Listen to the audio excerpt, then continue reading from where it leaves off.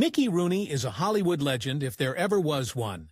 The actor's career span more than 9 decades and 300 films, with almost as many failed marriages as movie credits, and a rags-to-riches story that reads like a Six Flags roller coaster. Rooney was a falling star. Vanity Fair called him the original Hollywood train wreck, and with all of these facts, it's hard to disagree. Mickey Rooney got famous playing boy-next-door types, but his cherubic appearance hid a dark side few ever guessed at, which we'll get into a bit later. Mickey Rooney's name isn't actually, well, Mickey Rooney. The famous actor we all know today as Mickey Rooney was actually born Ninian Joseph Ewell Jr. in 1920. The long process of this Ninian guy becoming Mickey Rooney began when he changed his name to Sonny Ewell, then to Mickey McGuire, Mickey Looney, and finally Mickey Rooney. Mickey Rooney was known for his stature, at just 5'2". Rooney was a short guy. It didn't help that he was baby-faced well into his 30s. But despite his shortcomings, Rooney still managed to tower over his contemporaries by standing on top of his box office grosses. From 1939 to 1941, he was the biggest box office draw. Even Laurence Olivier called him the greatest actor of them all. Greatest, except for one. In his autobiography, Life is Too Short, pun likely intended, Mickey Rooney made a bold statement. The actor claimed that another famous Mickey had gotten their name from him. Rooney stated that while Disney named Mickey Mouse after him, despite the striking similarities between these two Mickeys, it turns out that this story is false. You're often told in show business to break a leg for good luck. A young Mickey Rooney may have taken that idiom far too seriously. In one of his first widely praised roles as a mischief-maker Puck in 1935's A Midsummer Night's Dream, the little tyke did, in fact, and quite literally, break his leg. The role garnered much attention for Rooney, even though he had a double throughout much of the film. Whatever his name was, Mickey Rooney was destined for the stage and the silver screen. Rooney's mother was a burlesque performer, and his father was a vaudevillian. And entertaining was the family business. Rooney's mom and dad had him performing in their production of A Gaiety Girl when he was just 17 months old. Mickey Rooney moved to Hollywood with his mother and quickly landed the role of Mickey McGuire that would launch his career. But for the audition, the part called for a dark-haired child. Rooney was blonde, and his mother couldn't afford hair dye, so she did what any showbiz mother would do and used burnt cork on the kid's head. Mickey Rooney rose to superstardom when he landed the role of Andy Hardy in a series of successful films for MGM. With his diminutive stature and baby face, Rooney was able to portray the all-American teenager well into his 20s. One might question how much acting he was doing, however, as the hyperactive girl-crazy teenager wasn't exactly a stretch for Rooney. Not only did Mickey Rooney rack up more box office cheddar than his contemporaries, he also racked up more marriages than all of them, maybe even combined. The stereotypical Hollywood marriage, short and dramatic, all started with the comedic actor. Over the course of his career, Rooney collected a total of 8 marriages, each more dramatic than the last. To get through all of those marriages, he needed a head start. From the time he was 18, Rooney had already developed a love for love. While on the set of 1938's Marie Antoinette, Rooney began spending a lot of time in the trailer of his co-star, Norma Shearer, and they weren't running lines. Shearer was twice Rooney's age at the time and recently widowed. The affair was public and scandalous enough that it garnered the attention of one very powerful Hollywood mogul, MGM head Louis B. Mayer had some words for Rooney about his behind-the-scenes escapades. Mayer grabbed Rooney by his lapels and said, "Listen to me. I don't care what you do in private. Just don't do it in public. In public, behave. Your fans expect it. You're Andy Hardy. You are the United States. You are the Stars and Stripes. Behave yourself. You're a symbol." Rooney didn't exactly heed Mayer's sound advice. If you've heard any rumors about a Mickey Rooney, Judy Garland love affair, rest assured, they're just rumors. Probably. The two delighted audiences on screen, but according to Rooney, Judy and I were so close we could have come from the same womb. We weren't like brothers or sisters, but there was no love affair there. There was more than a love affair. That's not to say all the rumors weren't true. When he wasn't charming audiences or trying to charm another woman, Rooney was entertaining the troops. In 1944, the actor brought his talents all the way to the wary men of the battlefields of World War II. Rooney joined the U.S. Army and served more than 21 months entertaining men in active combat zones. Frankly, his love life sounds more dangerous than any active combat zone. Mickey Rooney's first marriage was to another Hollywood legend, although she was just a starry-eyed starlet at the time. At 21, Mickey Rooney seduced and married Ava Gardner, who was 19. The marriage was about as short as Rooney himself, as Gardner divorced Rooney the following year. Despite being the original Hollywood legend, Rooney didn't get one of those trophies most coveted by the Hollywood elite, at least not on merits. Sadly, when awards season came around, every year for 9 long decades, Rooney walked away empty-handed. The actor received a total of 4 Academy Award nominations and didn't win any of them. His one Oscar came in 1939 when his career was just getting going, but it was an honorary trophy, the Juvenile Award. Later on in 1983, he won another honorary Oscar. Better than nothing. Rooney's second marriage, Boy Oh Boy, was a nightmare. Rooney met and married Betty Jane Phillips in 1944. It was quite the year for Betty Jane, as she had just won the Miss Alabama pageant. If her name sounds familiar, it might be because Betty Jane went on to a successful music career as B.J. Baker. And let's just say that in Betty Jane, Rooney may have met his match. Rooney and Phillips had 2 children together and enjoyed almost 5 years of a wedded bliss. Still, Rooney's second marriage ended in divorce, and Phillips wasted no time moving on. Just 8 days after the couple finalized their divorce, Phillips married her second husband, Buddy Baker, and she had a good reason for kicking Rooney to the curb. When Phillips was pregnant with their second child, Rooney dealt her a devious act of betrayal. The actor met a young, very young Elizabeth Taylor on the set of National Velvet, and the two became close, shall we say. Phillips paid a visit to Rooney on set one day and walked in on him and a then 14-year-old Taylor who was on her knees in front of Rooney. Hint, she wasn't praying. Both Betty Jane Phillips and Mickey Rooney bolted out of their marriage and got into another one. Honestly, those two got married faster than a Formula One racer goes around the track. Rooney married Martha Vickers in 1949, the same year he divorced Phillips. They had a son together before Vickers couldn't handle Rooney's drinking anymore. Okay, the fourth time is the charm, right? Not exactly. Rooney's fourth marriage was a whirlwind of a love affair. Rooney met the model and actress Elaine DeVry, although at the time she was working as a waitress while she was practicing at a Hollywood golf range.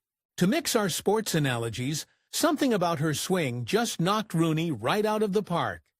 Everyone has a past, and Elaine DeVry was no exception. The beautiful waitress practicing her golf swing was hiding a secret. Before she tried her luck in Hollywood, DeVry had been married before to a mob guy. Once more, her ex owed the mafia a bunch of money and roped Rooney into it by asking him for a life-saving loan. Rooney didn't give it to him because, well, DeVry maybe had a thing for guys with money troubles. After returning from World War II, Rooney's career hit a slump. The actor was too short to be a leading man and too old to play a teenager. He signed a contract with MGM for $25,000 per film. While that might sound good, until then his fee had been $100,000 per film. Talk about a pay cut. Mickey Rooney would have money troubles for the rest of his life, despite earning millions of dollars over the course of his 9-decade-long career. Rooney had to declare bankruptcy twice in his life. Even more tragic than that, the actor passed on with assets of only $18,000 in 2014 and a drawer full of IOUs to the IRS. Nevertheless, Rooney's money troubles never stopped him from letting the good times roll. Want to know the trick to Rooney's charm? Tenacity. Just dogged tenacity. Rooney charmed DeVry by making bold claims about his wealth and proposing relentlessly. And we mean relentlessly. Rooney proposed to DeVry on every single date they had, 30 times in all. Eventually, DeVry said yes, and shortly thereafter said, "I do," in the most Hollywood way of all. He had a broken and a compulsive liar, and maybe even a little annoying, proposing 30 times. But Rooney was charming. In the most Hollywood of all Hollywood marriages, Rooney chartered a private plane to Las Vegas the same night that DeVry said yes and tied the knot the very next day. Things that are done in haste never turn out well. Despite the hasty wedding and nuptials, the marriage actually lasted for a while. Rooney's marriage to DeVry lasted from 1952 to 1958, his longest marriage so far. But after sorting out Rooney's finances, only to have him gamble his way back into debt, DeVry fell in love with someone else, and so did Rooney. Mickey Rooney's fifth marriage was the worst one of all. This marriage has it all, including a tragic twist ending that no one could have predicted, but everyone should have seen coming. Mickey Rooney began dating the multiple beauty pageant winner Barbara Ann Thomason while he was still married to DeVry. And Rooney wasn't exactly shy about it. Famously, Rooney bought Thomason a $4,500 fur coat only to have DeVry get upset with the publicity of the scandal. So to smooth things over, he bought DeVry an even more expensive fur coat. And DeVry wasn't the only jealous one. Thomason had a simple solution for Rooney's marital woes. A simple Shakespearean solution that would have made even Lady Macbeth blush instead of, I don't know, suggesting a marital counselor for Rooney and DeVry. Thomason simply suggested that Rooney was married to the wrong woman. She told Rooney to divorce DeVry and marry her. Naturally, Rooney refused to divorce his wife to marry his mistress, and that sent the would-be Lady Macbeth into a tailspin. Rooney's refusal to divorce DeVry unsettled Thomason to a disturbing degree. In a frightening incident that garnered national attention, Thomason's friends found her allegedly unclothed, floating in the pool of a house that Rooney had rented for her. Fortunately, they fished Thomason from the water before too long had passed. And that's just the beginning of the drama. Rooney's marriage to Elaine DeVry was far from a happy one. From Rooney's money troubles to DeVry's mafia connections, the marriage almost seemed doomed to fail. Finally, Rooney gave in to Thomason's demands, and he filed for divorce from DeVry while in Mexico so that he could marry his mistress while she was pregnant. Believe it or not, these were the simple times. Eventually, Rooney relented to his mistress's demands to have him divorce his wife. But Rooney's divorce from DeVry at the behest of a pregnant Thomason would cost him dearly.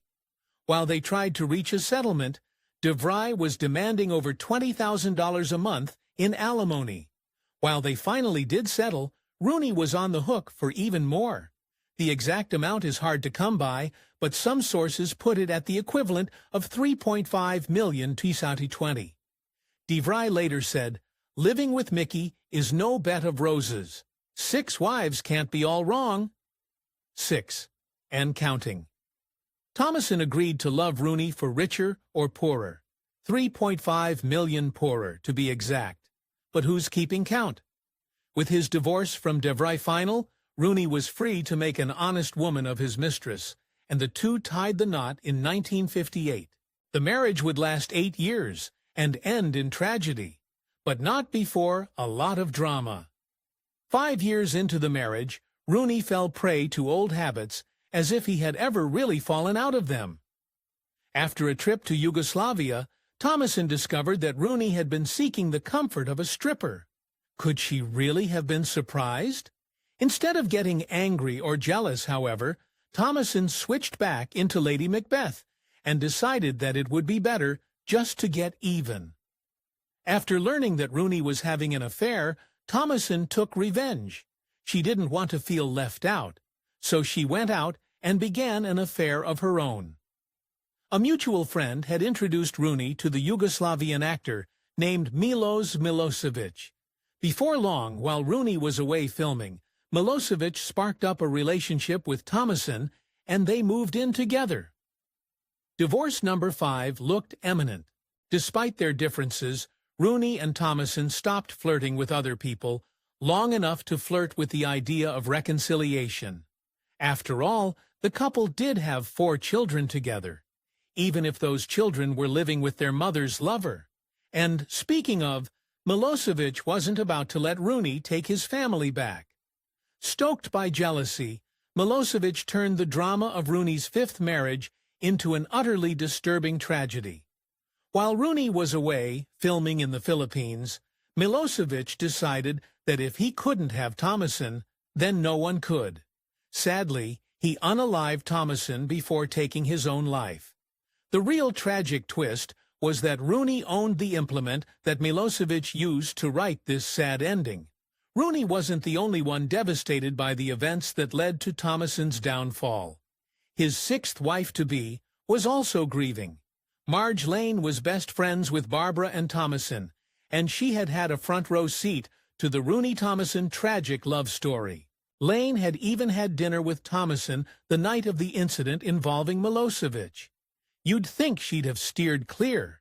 You would think that being so close to Thomasin's stormy marriage to Rooney, Lane would have avoided falling prey to the Rooney trap herself. But grief is a heck of a thing. Rooney and Lane became very close in the aftermath of their shared tragedy. So close, in fact, that they decided to get married later that same year. Rooney's marriage to Lane lasted for 100 days. I don't think that the ink on their marriage certificate had even dried, and at this point, if you're having difficulty following Rooney's marriage life, don't feel ashamed. He couldn't keep track himself. Once, when asked about his marital woes, Rooney mentioned Lane, his 6th wife, and then added, "I think that was her name anyway."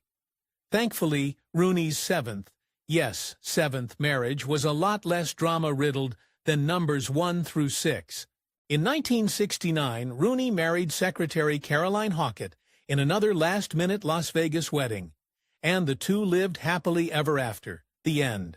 Just kidding. If there wasn't much tragedy, there still was some drama. By the time Rooney signed his 7th marriage certificate, he had figured out the key to a happy marriage: marry younger. Caroline Hockett was 23 years Rooney's junior when they got married in 1969. Rooney was 48 and Hockett was 25. Evidently, Rooney was past his prime, and by 1975, Hockett had filed for divorce, citing financial instability. Rooney's 8th marriage would be his last marriage and his longest. In fact, marriage number 8 lasted longer than all of his previous marriages combined. But a long marriage doesn't necessarily make for a happy marriage, as Rooney was about to learn. All of those divorces might have been saving Rooney from a worse fate. Rooney's marriage to Jan Chamberlain was long, but it was also full of dramatic twists and turns. There were some bumps and bruises over those 36 years. For example, in 1997, Chamberlain called law enforcement and accused her husband of battery. Law enforcement hauled Rooney away, but ultimately did not lay charges against him, as there was lack of evidence. Abuse would be a running theme in this marriage. Chamberlain wasn't the only one claiming wrongdoing. Rooney also alleged abuse. According to the aging star, Chamberlain's son from a previous marriage had taken advantage of him. He claimed that Christopher Aber and his wife Christina had verbally and physically abused him and meddled with his money, whatever little he had left. It's hard to imagine that Rooney had any money left. His career was in the tank, and he had been paying out alimony almost as soon as he hit adulthood. Somehow, Christopher and Christina Aber still managed to squeeze some juice out of this lemon. The pair admitted to making off with approximately $2 million of Rooney's money. With all of the money troubles that he had, Rooney didn't struggle to get credit. On the screen, by the time Rooney was taking his parting bow, the veteran actor had racked up more acting credits than maybe any other actor of all time. All said, Rooney had 342 acting credits starting in 1926 and ending in 2017. Mickey Rooney's first marriage to starlet Ava Gardner set the stage for his ultra-dramatic life afterward. The union was far from ideal, but few knew the utterly brutal way that it came crashing down. Just a week after their wedding, Gardner had to be hospitalized for appendicitis. After 3 weeks, she was finally allowed to go home to Rooney. Gardner returned to their apartment and found evidence that while she had been in the hospital, Rooney had been busy cheating on her in their own home. Soon after, she filed for divorce. If you think that the current situation in the world has strained your familial relations, wait until you hear more about the Rooney-Chamberlain clan. Suffice to say, Thanksgiving dinners were tense gatherings. After Christopher and Christina made off with Rooney's money and abused the elderly actor, he filed for a restraining order. I guess that means his wife had 2 Christmases? Chamberlain shouldn't feel too bad that Rooney kept her son at arm's length. He did the same with his very own children. Rooney disinherited his 8 surviving children, not that they stood to inherit much from their poor father. To add insult to injury, Rooney barred his children from seeing him in his final years.